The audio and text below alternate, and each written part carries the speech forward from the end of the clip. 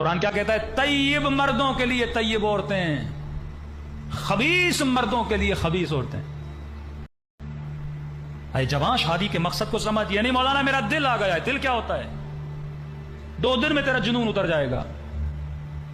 Psychologically prove ہو چکا ہے کہ جب سے بچہ بالغ ہوتا ہے سے 27-28 ایئرز تک اس کے اندر شہوت کے ہارمون ہوتے ہیں، یہ ہارمون ایکٹیو ہوتے ہیں، یہ فوراً جن سے مخالف کی طرف اٹریکٹ ہوتا ہے، اور پہلی مرتبہ جس کی طرف اٹریکٹ ہوتا ہے یہ سمجھتا مجھے اس سے پیار ہو گیا ہے، اگر یہ نہ ملے پتہ نہیں میں مر جاؤں گا، بھوکا رہ جاؤں گا۔ لیکن جب رشتہ قائم کرتا ہے شہوت مرتی ہے، پیار بھی وہیں کیا ہو جاتا ہے؟ مر جاتا ہے۔ کیونکہ مٹیریل سے تو فنا سے کیسے عشق فنا کا عشق تباہ کر دیتا ہے انسان۔ قرآن کیوں کہتا ہے یہ اولاد، یہ بیویاں، یہ سب کچھ کیا فتنہ ہے؟ فتنہ کیوں ہے؟ جب تو ان کا عاشق بنتا ہے یہ تیرے لیے فتنہ بن جاتا ہے۔ مولا علی فرماتے کسی سے اتنی محبت نہ کرو کہ وہ تجھے اپنا اسیر بنا دے۔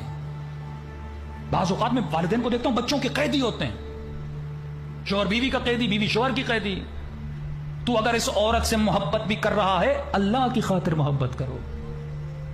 تو اگر اپنے بچے سے محبت کر رہا ہے اللہ کی خاطر محبت کرو۔ زانی بچے سے کون محبت کرے گا؟ شرابی بچے سے کون محبت کرے گا؟ سمجھا کے ایک باپ کو میں تھک گیا کہ مولانا میری بیٹی مجھے چھوڑ کے چلی گئی، لہٰذا باللہ یورپ میں غلط تعلقات بنا دیے، بغیر نکاح کے ایک لڑکے کے ساتھ رہ رہی ہے، شراب بھی پی رہی ہے، حجاب بھی نہیں کر رہی، دعا کریں بیٹی واپس آئے۔ میں نے کہا ایسی بیٹی کو پلٹانے کا فائدہ کیا؟ نوح کا بیٹا جب کافر بنا، اللہ نے کہا تیرا بیٹا ہے ہی نہیں، آپ کر دے۔ میں نے کہا ایسے اولاد کو محبت اتنی نہیں ہونی چاہیے کہ اس محبت میں تجھے گناہ نظر نہ آئے، اللہ کی مخالفت نظر نہ آئے۔ وہ مسلم ہو ہی نہیں سکتا جس کے وجود میں غیرت الہی نہ ہو۔ تجھے زنا پہ غیرت نہ آئے، تجھے شراب نوشی پہ غیرت نہ آئے، تجھے اللہ کی مخالفت پہ غیرت نہ آئے۔ یہ نسبی رشتے ہیں۔ رشتہ تبھی حلال بنتا ہے جب انکحت اور قبلتو پڑتا ہے، اللہ کی اجازت سے حلال بنتا ہے۔ تو بیوی سے محبت خدا کی خاطر۔ ہدف شادی کیا ہے؟ شادی کروں، شہوت بجھے، شیطانی وسوسوں سے بچوں، نماز کا ثواب ڈبل ہو، آدھا ایمان کمپلیٹ ہو، اللہ نے اس میں سکون رکھا ہے۔ پھر مقصد نہائی یہ ہے کہ ایک ایسی اولاد پیدا کروں جو امام زمانہ کی نوکر بنے۔